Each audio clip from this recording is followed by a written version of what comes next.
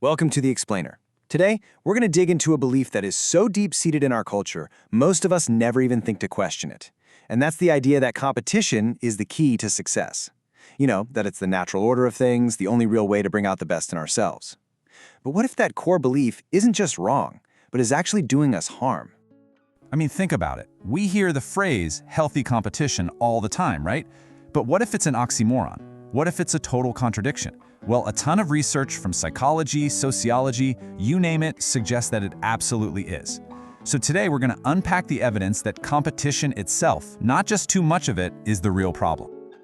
Okay, so before we go any further, let's get on the same page with a really clear definition. True competition has a technical name: mutually exclusive goal attainment.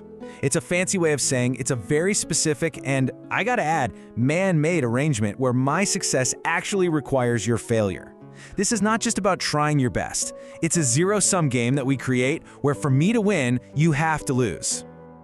We are raised on this myth, aren't we? From the classroom to the sports field to the corporate ladder, we're told over and over that pitting people against each other builds character, it drives innovation, and it shows us who's really the best.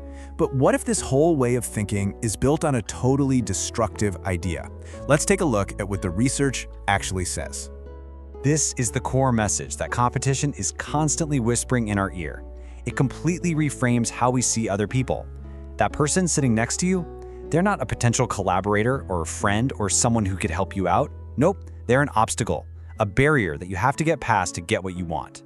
And this mindset, well, it's the starting point for a whole chain of negative effects. Now, what's so fascinating here is that the evidence isn't just some vague critique. It actually points to three specific, measurable, and pretty damaging consequences that come directly from setting things up this way. So let's break them down, one by one. First up, the cost to our own psychological health. Competition basically creates this constant, draining need to prove that we're good enough by beating other people, which, as you can imagine, is a perfect recipe for anxiety. And here's why our psyche takes such a big hit. Our self-esteem becomes conditional. It's no longer attached to our effort, or how much we're learning, or our own personal growth. Instead, it gets tied to this external thing we can't fully control, whether or not we won against someone else. We end up constantly comparing ourselves, constantly terrified of being the one who loses, and that just systematically chips away at our sense of self. Second, competition really does a number on our relationships. By making us see other people as obstacles, the very structure of competition works against things like trust, empathy, and just genuine human connection. This whole setup teaches us a pretty messed up way of relating to each other. We end up looking at winners with envy and losers with a kind of contempt. We learn to be skeptical of everybody because, hey, even if they're not our rival today, they could be tomorrow. And you know, studies show that people in competitive settings are less helpful, they're less able to see things from someone else's perspective, and ultimately, they're less morally sophisticated.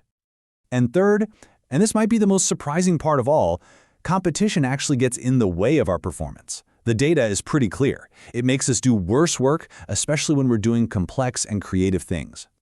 So why does our performance drop? It's because competition is what's called an extrinsic motivator.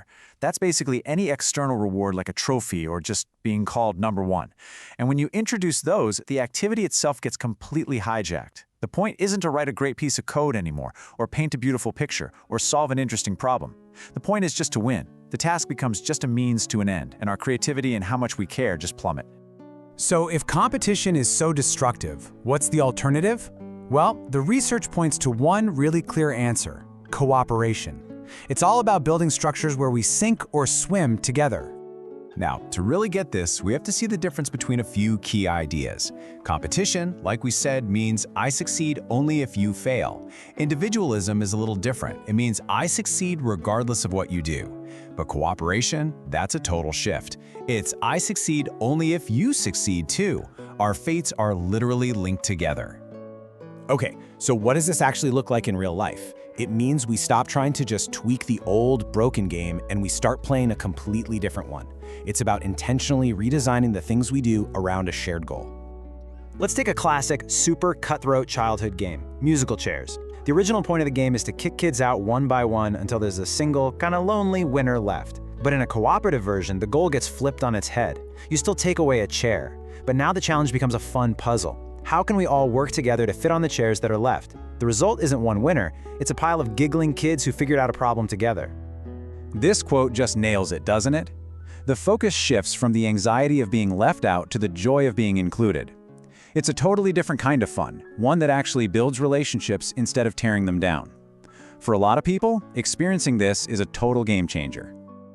And this isn't just for kids' birthday parties. You can even reimagine sports. In something called bump and scoot volleyball, every single time you hit the ball over the net, you scoot underneath to join the other team. The teams are constantly changing, so the goal isn't to score points against an opponent. The goal is for the whole group to keep the rally going for as long as possible.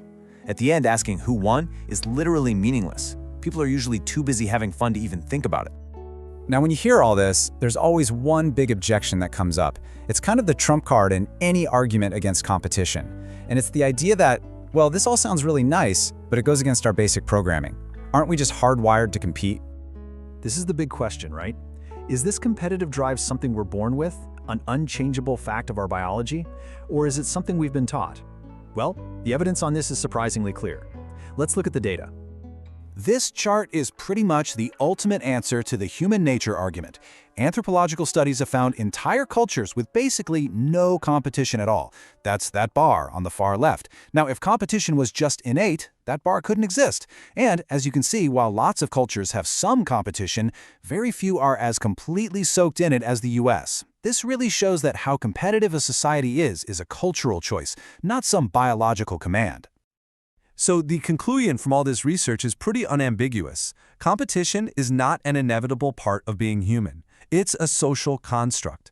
It's a choice that a culture makes, and it's a behavior that gets taught and reinforced from a really young age. It's basically a lens that we are conditioned to see the world through. And this brings us to a really critical realization. Calling competition human nature isn't just a neutral statement of fact. It actually functions as what this quote calls false propaganda. And here's why. It's a belief that serves a purpose. It shuts down questions, and it stops us from trying to find a better way.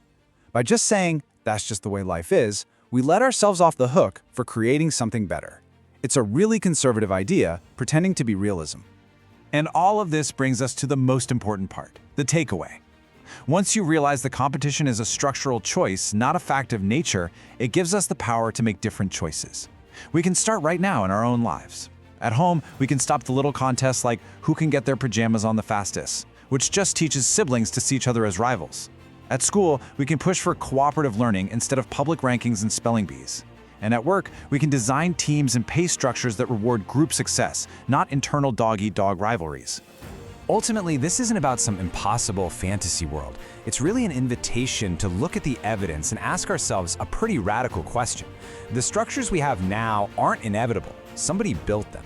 And if they aren't helping our mental health, our relationships, or even our performance, then we have the power to build something different.